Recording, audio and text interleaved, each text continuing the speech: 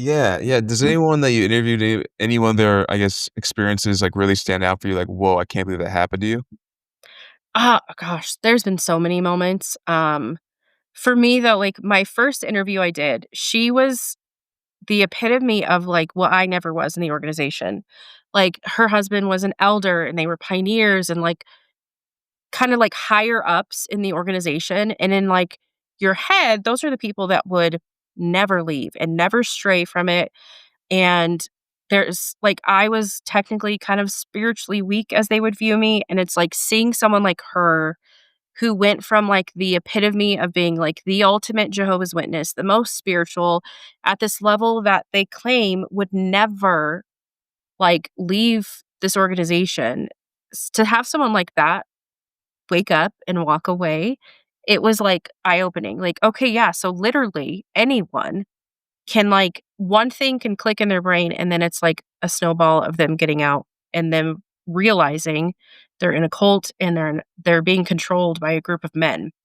So that was kind of intriguing for me. I think probably because it comes from a place of me seeing all our Jehovah's Witness family that are, like, those kinda, like, mega Jehovah's Witnesses, like, elders, pioneers, like, being used across, like, big assemblies and stuff, and it's like seeing those people in my head, I'm like, "They will never leave, they'll never wake up," but then talking with Lori, who I spoke with, it was like, "Okay, there is potential that one day I could get a call from my sister or a cousin, and they'll be like, 'We woke up.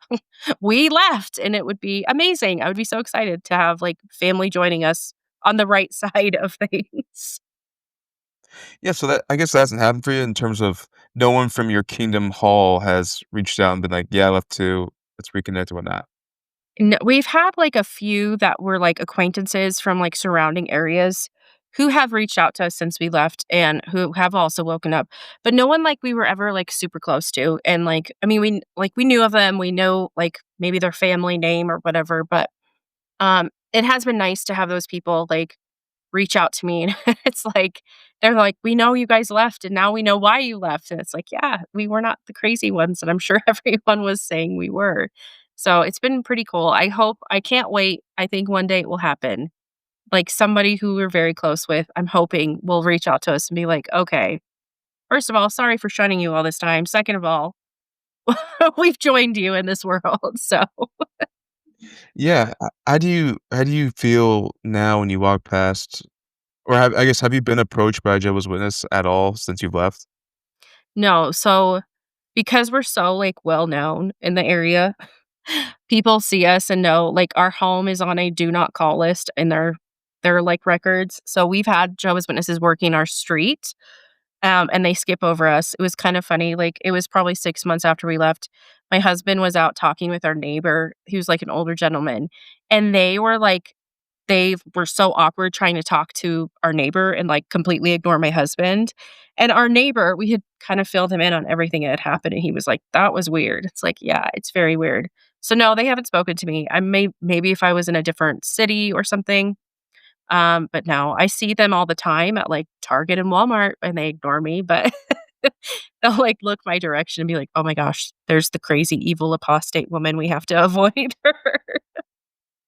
Yeah, because I feel like like, let's say you live in a different area, so these are all brand new Jehovah's Witnesses, and then maybe they did approach you. Would you, in those situations, feel some kinda, like, moral responsibility to tell them that they're in a false religion?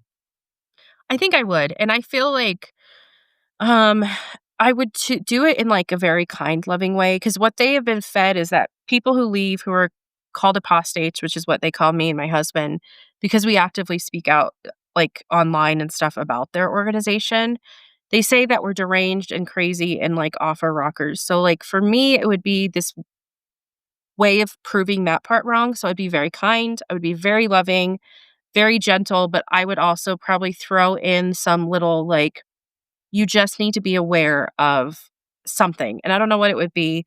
My husband remembers being out in service one time, and there was a man who was that way, very kind, and he was like, "Hey, you really should look at your organization and how they handle, like, child abuse." And that's all he said.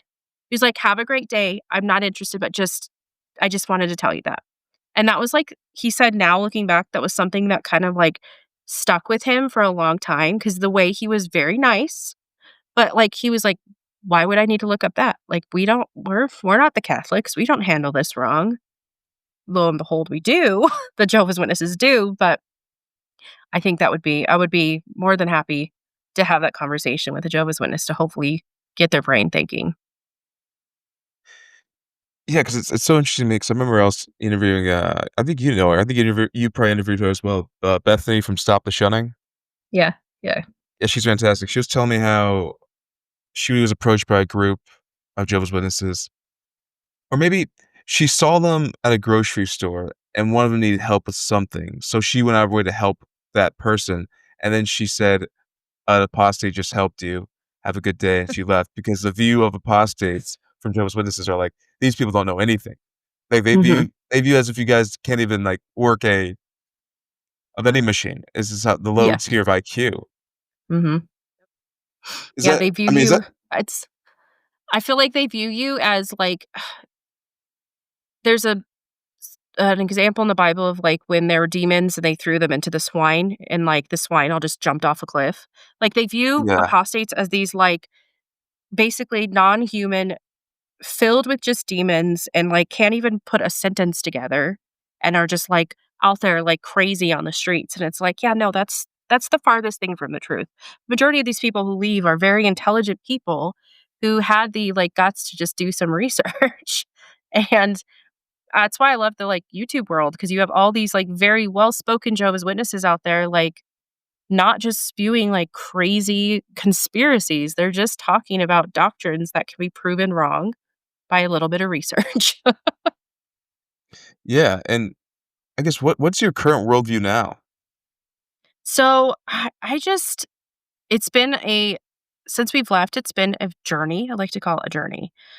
When we first left the Jehovah's Witnesses, I was like, "I want nothing to do with religion ever again. I don't care if there's a God. I don't care, like, about anything. I'm just gonna build a community around me of good people, and that's it." As I've healed, I have leaned into, like, studying the Bible myself and not the Jehovah's Witness version of the Bible. It's been kind of fun to actually compare the scriptures that they have changed to fit their narrative. And I've actually been this sounds really weird, but I have had a huge pull to a church that's local.